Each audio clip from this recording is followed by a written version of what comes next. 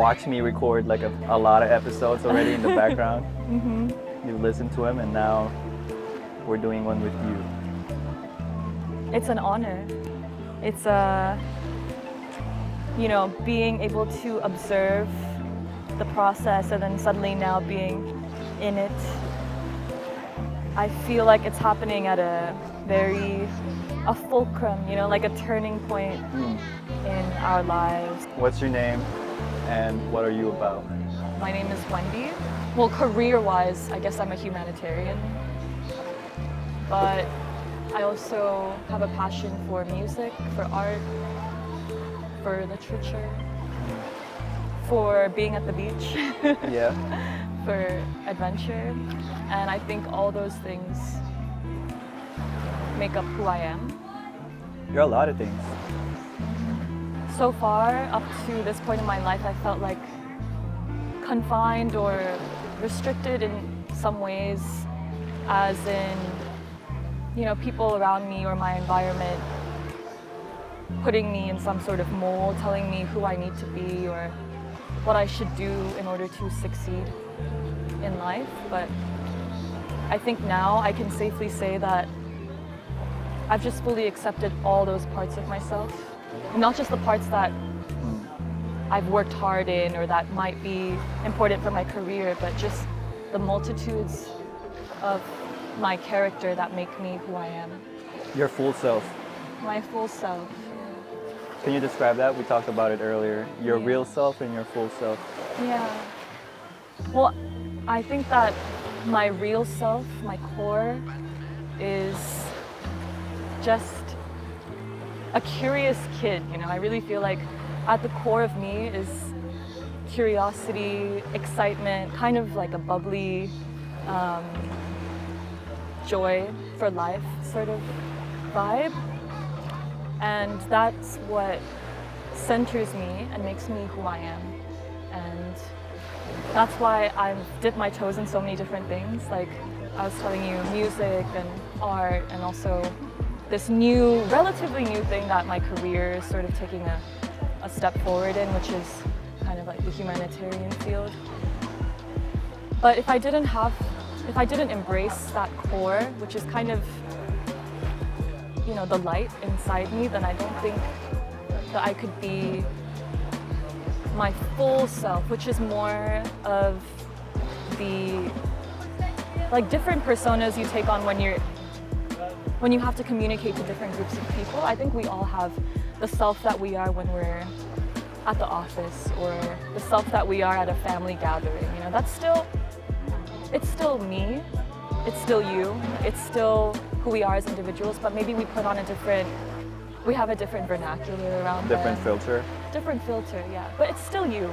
I think the main takeaway there was I used to think my full self was my real self, right? I used to think that I used to maybe be a little bit confused about all the personalities and all the faces or masks that I would have to put on around other people and mistake that for who I am at the core.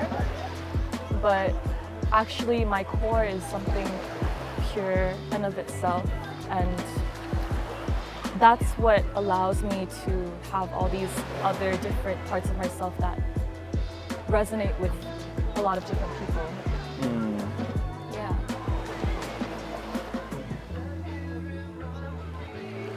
You recently got to this point of realization, correct? Yeah, relatively recently. I feel like you helped me get there. You really did, because up to now, especially when I first moved to Bangkok, I was really grappling with a lot of different circumstances that seemed to have been thrown on me, and so I was feeling the pressure the most. And I think I met you at a point where I was starting to just come back into my own. I think we talked about that a lot, and seeing you just be your real self around anyone and everyone, and then being really protective of your core. I think that encouraged me to also be myself around you and other people more. And now I just feel untethered. I really do. I feel like I'm at the point where I can pursue a professional career in one aspect of my life, but my work is not my identity. You know, my work doesn't define who I am, and I'm so much more. But that doesn't mean that I can't have that sort of professional persona, right? I can have all of those parts of me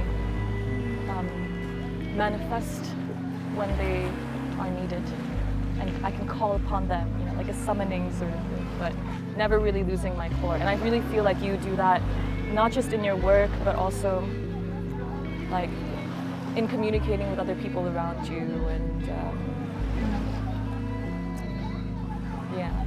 So Cool. I learned that from you too. So thanks. Cheers.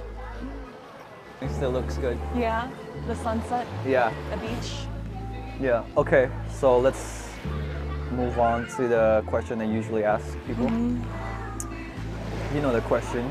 You hear it all the time. I might have had a part in formulating it. So, can you share a moment in your life that shaped who you are today? A moment in my life that shaped who I am today. I told you when you asked me this question just in passing the other day, I can count on my fingers the moments that have shaped my life, because I feel like every time that I've been presented with the opportunity to make a change or progress forward, I've chosen and made a very conscious decision to go down a certain path. And I know that decision will shape me. Like, I'm very, very aware of that. And so there are a few, but there's a common theme amongst them, so I'll just encapsulate it to answer your question. The moments that have shaped my life are the moments when I've had to let go of a place and just extract myself from it. Honestly, moving to Bangkok really shaped my life, because I was presented with a choice of either staying in my hometown or embarking on a new journey that I had no idea what it would bring. Because if you had asked me 10 years ago, not even 10, maybe like 5 years ago, where I thought I'd be living when I don't know, at 25, I would never have said Bangkok. I would never have imagined in my entire life that I'd be living here. I've never lived here before. And now being here, being away from home, having to learn a new language, making new friends, I think that has had a big part in shaping who I am over the past couple of years, definitely. It starts with that, right? It started with extracting myself from a place of comfort and then putting myself in positions of discomfort. And I think when you take that first step, everything else kind of trickles down from that, right? So I recently quit my job that I've been at for 3 years. I've reconnected with a friend that I honestly did wrong to, and it was really scary, but I had the courage to do that because I really do feel like it's the mindset of, you know, being comfortable with discomfort. I think that's what shaped me. You always have an obstacle, and when you overcome it, you feel more yourself and more untethered from what I've observed. Yeah. We never settle. We see the self that our 12-year-old selves would be proud of. This is a CJ anecdote, I'm just throwing it in there. You told me to always think about what your 12-year-old self would think of you, where you are now. And I think I really, you don't know how often I think of that. Yeah, when I make a new decision, when I make a difficult decision, or when I'm in a new place, a new point in my life, I'm always like, what would 12-year-old me think? And it really puts things into perspective about how far I've come. You know, not just comparing up, but looking back at the progress. Yeah. And that gives me the courage to look at the obstacles ahead, like you mentioned, and have the drive to figure a way out, you know, despite them. We figure shit out. Yeah, Figure it out. figure that shit out. I like what you told me earlier today. Instead of the 12-year-old perspective on yourself, the 45-year-old perspective of yourself. So instead of being in awe of what you're doing, the decisions you're making, where you're at right now, it's the other way around, where your 45-year-old self, the best ideal scenario, looking down on yourself, looking back and being like, chill, Yeah. you're tripping right now. Yeah. This is nothing, you know? You good. Yeah, I think that's a new perspective that I thought of recently, and they work hand in hand. The 12-year-old self, the 45-year-old self. The 45-year-old self is more for the hyperactive, anxious side of me that I know you know. Sometimes I do have self-doubt. I do have moments where I'm just like, will I get through this?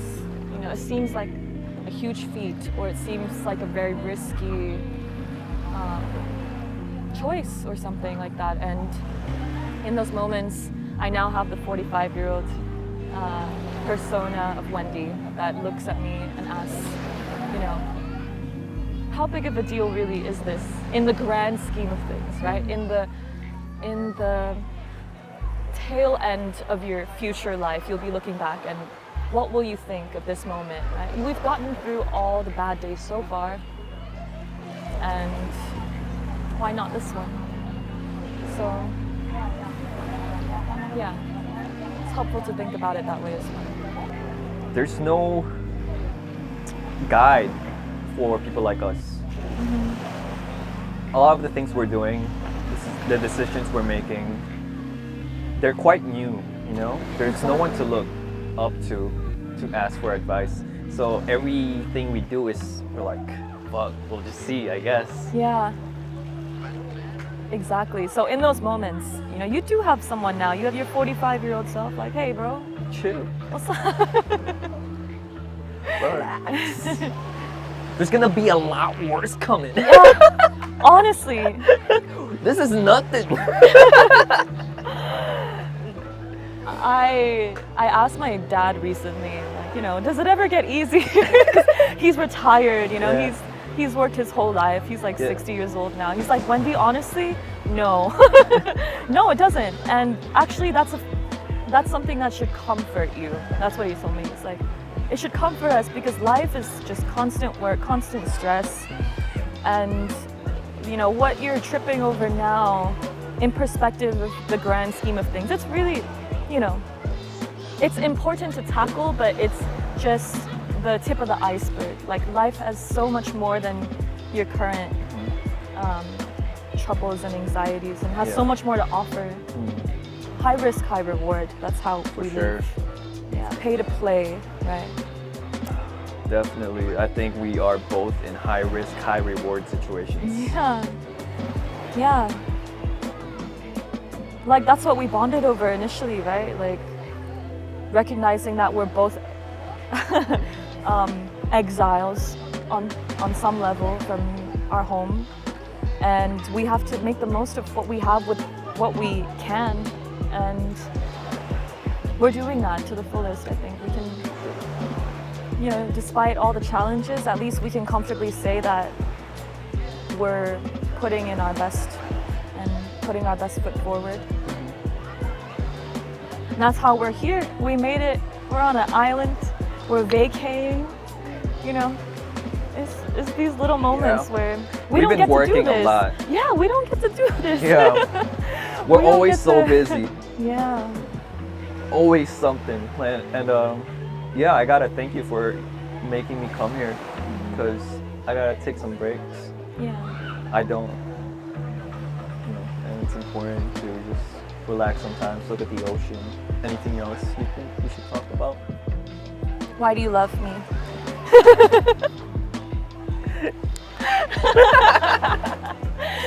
And that's a wrap, folks.